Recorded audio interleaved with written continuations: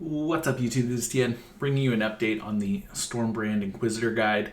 I've been getting a lot of questions about this build over the past month or so. I've actually played a ton of Stormbrand in the past month or so. So I wanted to give you guys an update on my Stormbrand Inquisitor. Is it still viable? That kind of thing. So the timing of this video is kind of weird. It's actually like about a month into Ritual League. I did not start with Stormbrand Inquisitor. In fact, I started with my Poison Bladefall Blade Blast Assassin, which is in my most previous video. But then I made an Elementalist Stormbrand character, which was a single target kind of boss killer. And while I was playing that, I got a ton of questions, oh, why did you choose Elementalist? Is Inquisitor still good? That kind of thing. And, I just wanted to clear that up. That build is definitely like an abomination from my Stormbrand Inquisitor build. It was doing all kinds of like conversion and stuff like that. I'll go more into that build a little bit later. But what I got going on behind me is actually a solo self-found version of Stormbrand Inquisitor, where I kind of just tried to stay true to my guide, still did Mind Over Matter, still did phase aggro, and I did like kind of a soft restart during Ritual League where I just started with Stormbrand Inquis just to see if it was still viable, followed my own guide and, see how far I could get kind of thing. And so within about 24 hours of gameplay, we were able to spawn and kill Awakener 5 Cyrus. You can see I got my skills going on in the background. I think I just switched out my Quicksilver Flask for like a second life flask, getting ready to go in and kill Cyrus. This build is very scuffed. You can see I only have 4100 life, 1200 mana. My shield charge is like grayed out because I wanted to put on another wand for damage, and shield charge isn't that great in the Cyrus fight. My Orbistorms is just applying Onslaught, Arcane Surge, and Power Charge on crit, so just pure utility Orbistorms. And then I switched out Chain Support, which I would use for clearing with my Stormbrand, and I switched that out for Elemental Focus. You can see I'm self-casting the Assassin's Mark there.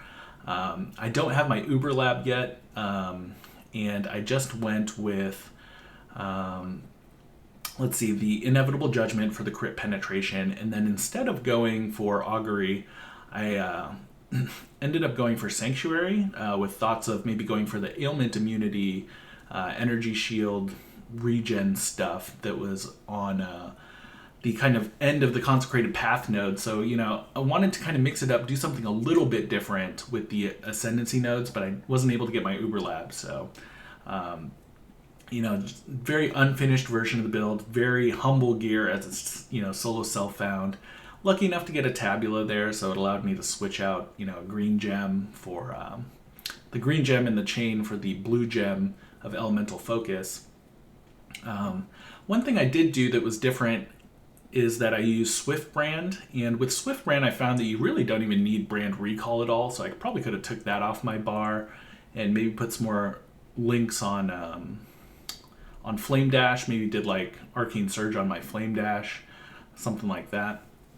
But yeah, overall, the experiences were pretty good. The clear was a little bit rough. I talk about it in the guide. You could use Chain Support, like I mentioned I was doing, but then you could also pick up like a Cluster Jewel for, I think the node's called like Holy Conquest or something like that, where the brand bounces around every 0.3 seconds. That's a good way to get clear with Stormbrand. It's kind of funny because Stormbrand has become kind of a premier single target ability, but not so much in terms of clear. So, there's a couple ways to fix that. You can do the Chain Support, you can do Holy Conquest, or you can have another ability for clearing as well. I see some people using like Herald of Thunder, Auto Bomber, that kind of thing. But yeah, anyways, solo self-found progression, build is still viable. You can definitely still league start with it. It was fun, it was fast. There's different ways to take the Ascendancy. I kind of mentioned this all throughout my guides, kind of on all my content, which is, take the things you like, don't take the things you don't like. Use the guide as a guideline and, try and make the build your own. I'm going to get a little bit into that Elementalist version of the build that was crazy for single target. The question I get a lot, is Elementalist good? Is Assassin good? What do you think about Hierophant, Archmage? Those are all different variations of the build. The Inquisitor one is the one that I do recommend for league starting though. And I'll just go over that starter gear here. You can see here were the wands I was using, just prioritized crit chance and crit multi where I could. Life, mana, resists where I could. You can see I was lucky enough to get an essence worm, and that helped me with my mana. One thing I could have considered if I were able to get my Uber Lab was to kind of reserve all of my mana and then move my energy shield over my mana and then do Eldritch Battery, Mind Over Matter. So instead of going aggro, phase aggro, maybe path up to Eldritch Battery. And then with Inquisitor, you get a whole bunch of life and energy shield regen, which would be great, effective health. The auras I would probably use would be like Wrath, Skitterbots, and like a high level Vitality or something like that. You can see here my gems weren't all level 20. My inspiration definitely not. I was using the Swift brand. Again, I used Path of Building to see which support gems would be the best for my particular character. Because I went so hard on crit and crit multi, turned out Swift brand would be one of the best supports for me.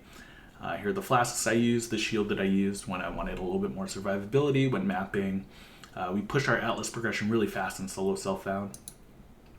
Here's the Elementalist version, and again, this one's just an abomination of the Inquisitor. We prioritized lightning skill gems, but then like cold penetration because we were converting all of our lightning damage to cold damage. We used Vengeful Commander cluster jewels, which gave us wrath and hatred effectiveness. This build was super high budget. You can tell, like, I got white sockets everywhere, elevated tailwind, elusive boots, that kind of thing. But it's just a way for you to like take the build in another direction. I talked a little bit about it. Went low life for pain attunement. Just kind of really high level gear here, and I don't have the cluster jewels on the setup, but yeah, just a very different end game setup there. But yeah, that's been my experience with Stormbrand over the past month or so. Still perfectly viable as a league starter. You might be watching this video, because 3.14 is coming up and you're wondering, hey, can I league start with Stormbrand? And the answer is yes. I think it's still going to be good. There are definitely a lot of different ways to take it in the end game. You can go Assassin, you can go Elementalist, you can stay Inquisitor and just try and min-max the gear there. Maybe spec out of the crit penetration and then go for the nearby enemies take increased elemental damage, and then start scaling damage penetration, Awaken Lightning Pen, stuff like that. But yeah, that's it for this video. I want to thank you guys for stopping by. Good luck with Stormbrand if you guys end up choosing it. Feel free to stop by. I'll have a link to my Twitch below, and you can stop by and ask questions there. Thanks for stopping by. See you guys in the next video.